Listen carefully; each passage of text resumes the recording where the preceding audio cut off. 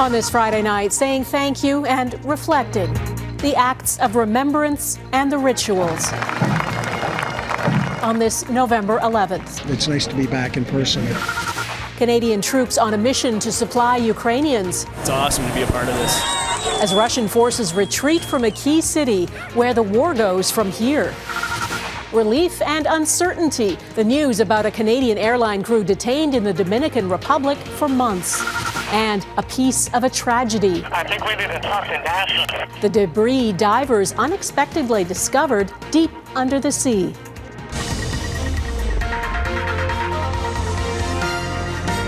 Global National with Donna Friesen. Good evening and thanks for joining us. We begin with the act of remembrance Canadians took part in today, paying tribute to the thousands of men and women who sacrificed their lives to serve the country. For the first time since 2019, there were no public health restrictions limiting who could gather, and that, combined with warm weather in Ottawa, led to big crowds turning out at the National War Memorial. Our Ottawa Bureau Chief, Mercedes Stevenson, has our top story tonight.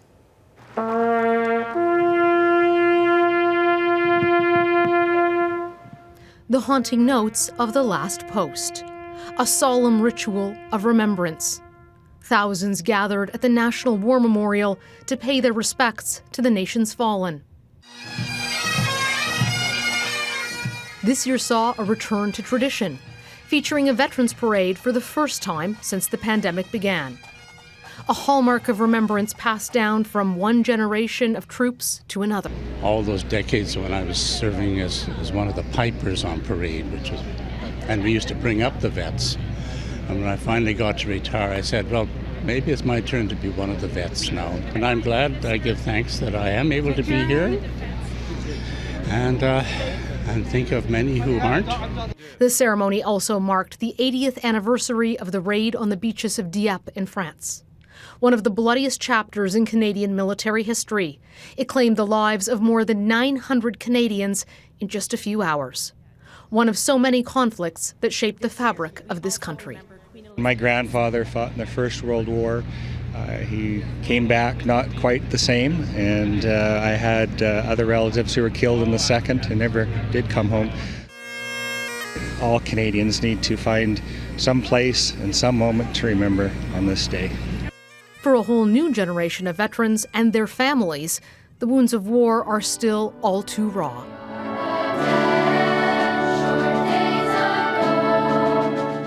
Representing mothers who have lost a child in military service to Canada was Candy Greff, this year's Silver Cross mother, whose son, Master Corporal Byron Greff, was killed while serving in Afghanistan in 2011. He was the last soldier to die on Canada's Afghan mission. Remembering them is very, very important. Very, very important. And this is the first time my grandson Mason has been here, and I want him to learn about these things and appreciate what has happened. An entire nation grateful to all those who have fought and its fallen, as well as those who remain in its service. Mercedes Stevenson, Global News, Ottawa.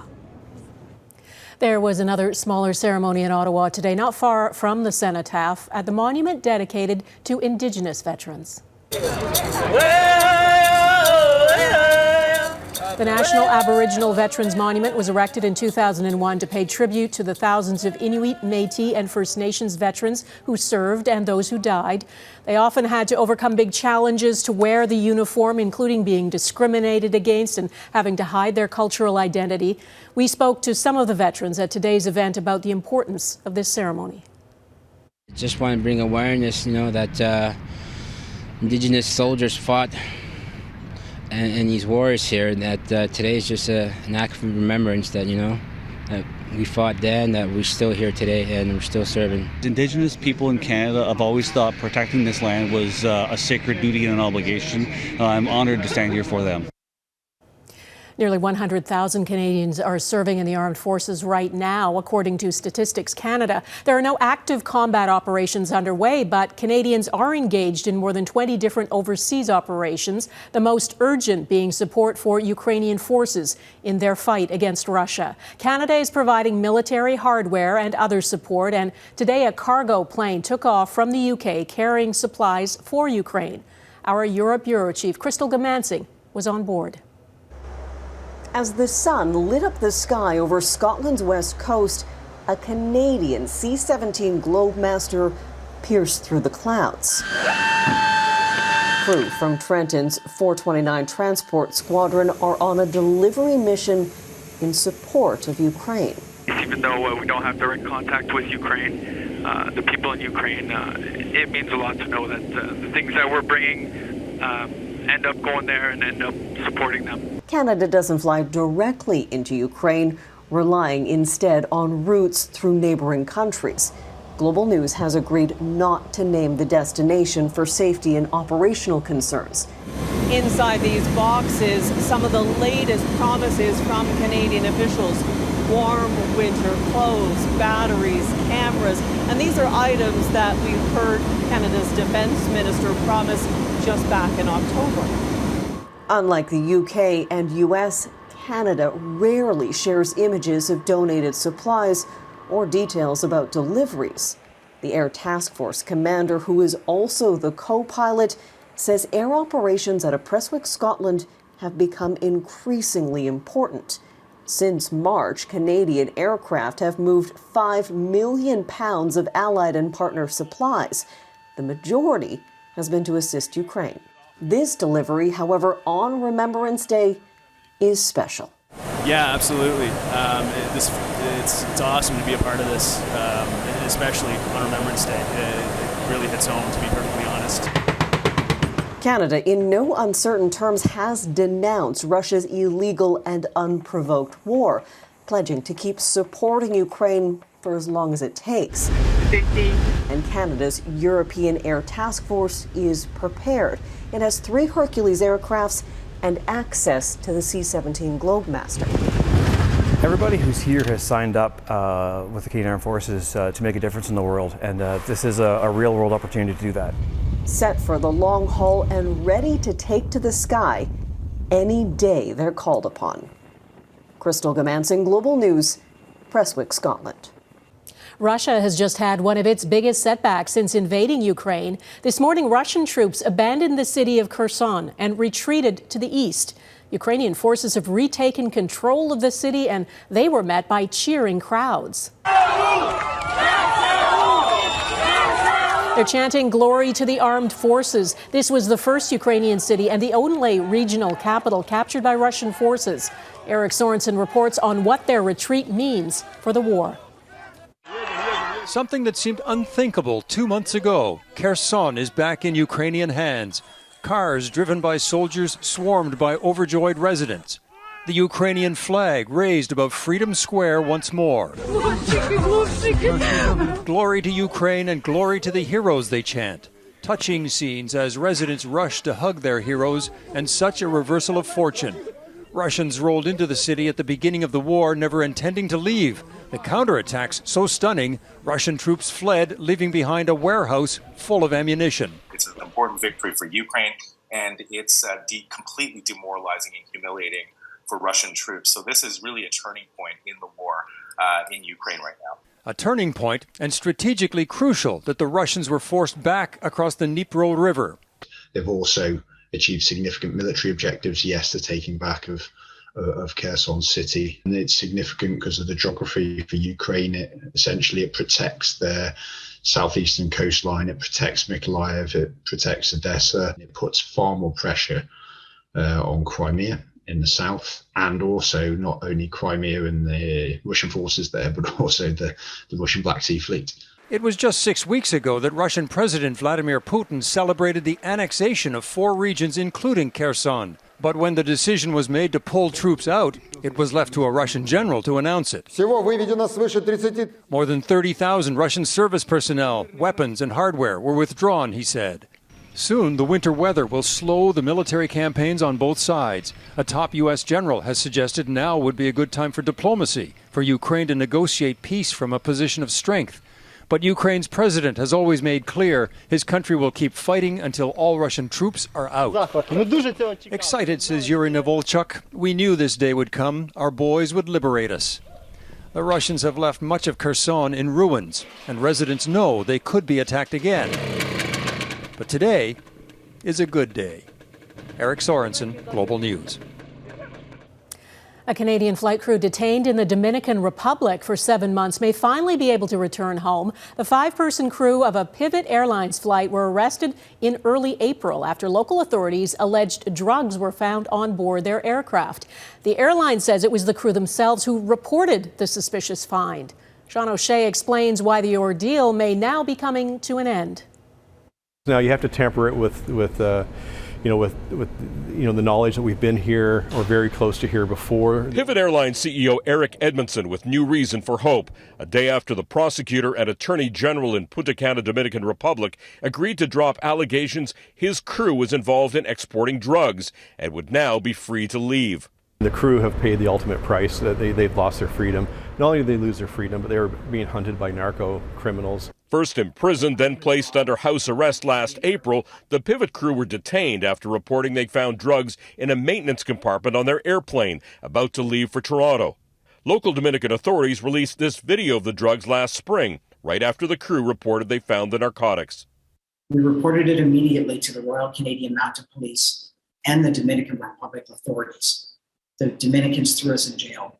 The message to other airlines: don't look for narcotics. If you find something, shut your mouth. We're going to throw you in jail. You may never see your family again. And that is just absolutely unsafe for the aviation community. The airline crew had pleaded with the Canadian government to help them get out. Mr. Prime Minister, we need your help to get us home. We did our job by reporting these drugs and saved Canadians' lives. Now we need you to do yours. But Pivot CEO says Canada was slow to act. Eric Edmondson related a story about how being Canadian was a disadvantage. Someone from the Canadian Embassy actually said to them, too bad one of you weren't American, because if you were, this wouldn't have happened, and if it did, you would have been out in a day. That just shows the difference between the way Canada approaches these challenges and the way the United States does, or many other countries would. Sean O'Shea, Global News, Toronto. A piece of a space travel tragedy buried at sea for decades. Coming up, the artifact uncovered off the coast of Florida. So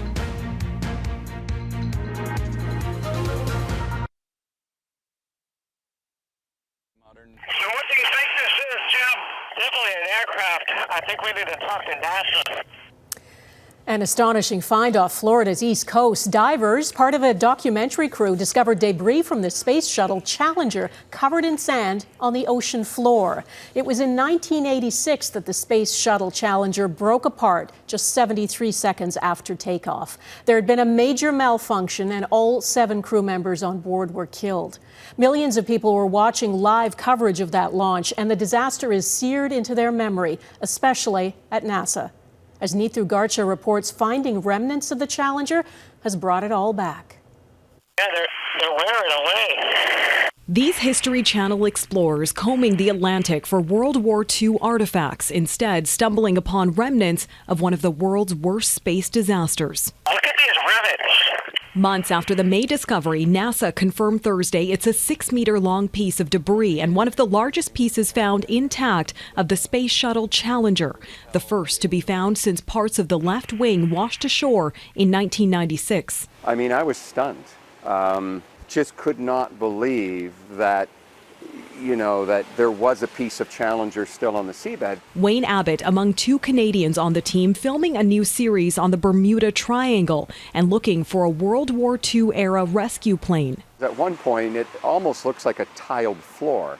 But what those tiles are the actual heat shields on the bottom of the space shuttle. And liftoff. The Challenger exploded seconds after liftoff in January 1986, etched in the collective memory of many. The tragedy unfolded live in homes and classrooms across the U.S. and Canada, killing all 7 crew members, including a teacher who was set to become the first civilian in space. The most important thing is that it keeps the story of Challenger alive. Mark, good luck. Thank you. It was aboard Challenger only 2 years prior where Marc Garneau became the first Canadian in space. There are certain signposts in history. There's, Pearl Harbor, the JFK assassination, 9/11. You remember what you were doing and where you were if you were around at that time. Same thing with the Challenger in '86. The debris remains on the ocean floor about 50 kilometers off the coast of Cape Canaveral, and NASA will determine the next steps. I really hope they do raise it and put it at the Kennedy Space Center. I mean, what a perfect place to display this piece of Challenger. A piece he hopes will uplift the legacies of those who died in a disaster that changed NASA forever. Neetu Garcha, Global News. Helping suffering veterans ahead, how a former Canadian soldier is helping better understand a chronic brain condition.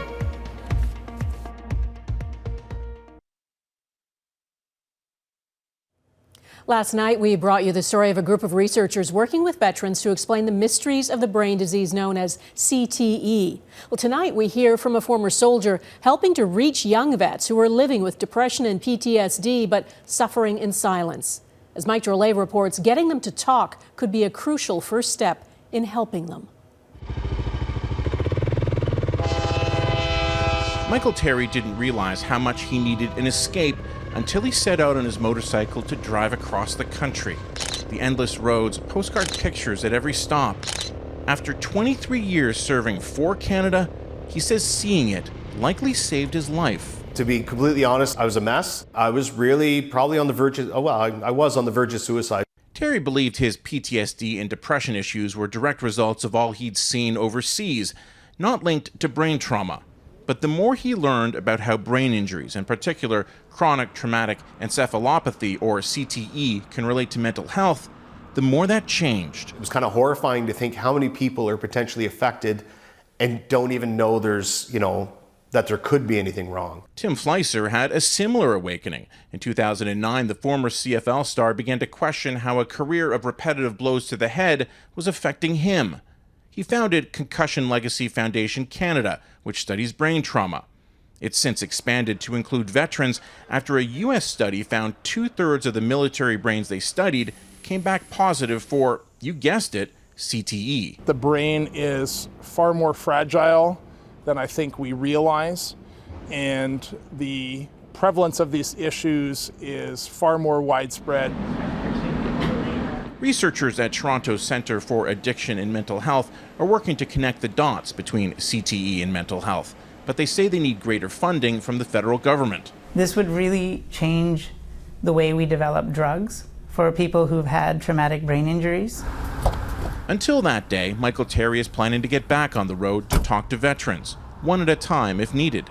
We're very actively taught to fight off discomfort, to fight through discomfort. It's a great tool, for being on operations, for being in combat. It's not such a great tool when you're hurting afterwards. And so many, he says, are hurting in silence when they don't have to. Mike Drolet, Global News, Toronto. The Silver Cross mother next. This year's recipient tells me about her son and the heavy burden she is honored to bear this Remembrance Day.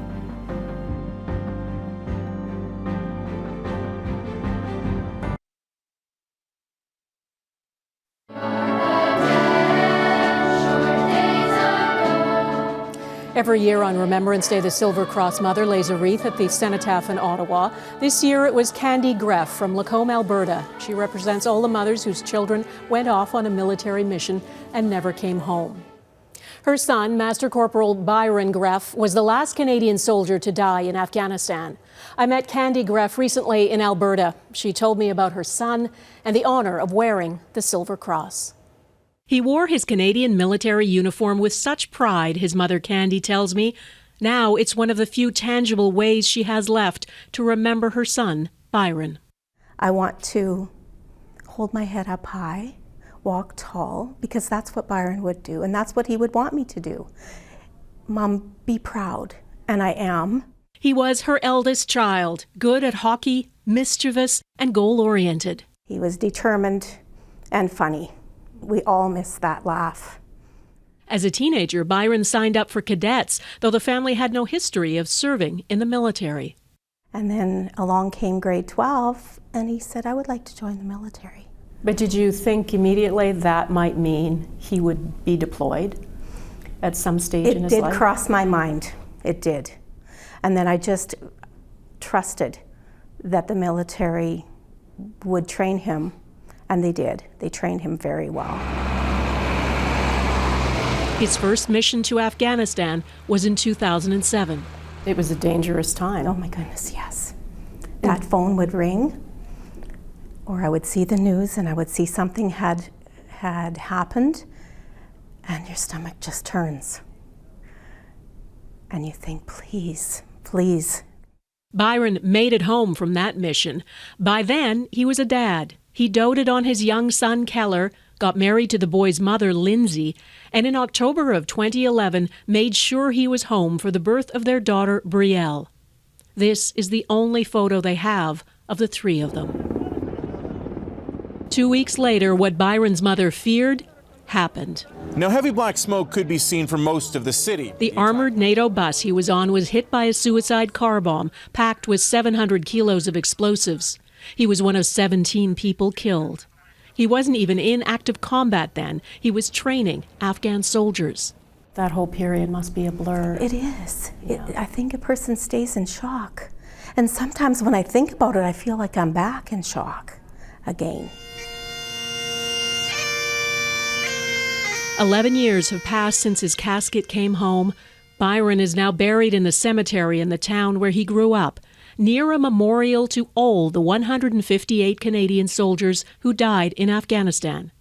Her son, the last one killed, the final inscription. They're all so important, each and every one of them. I believe there's a bond between all of the Silver Cross families. I want to do him proud and represent people as they should be for all of the pain that connects us. And that is Global National for this Friday, November 11th. I'm Donna Friesen. We leave you with more moments from today's National Remembrance Day ceremony in Ottawa. Thanks for watching.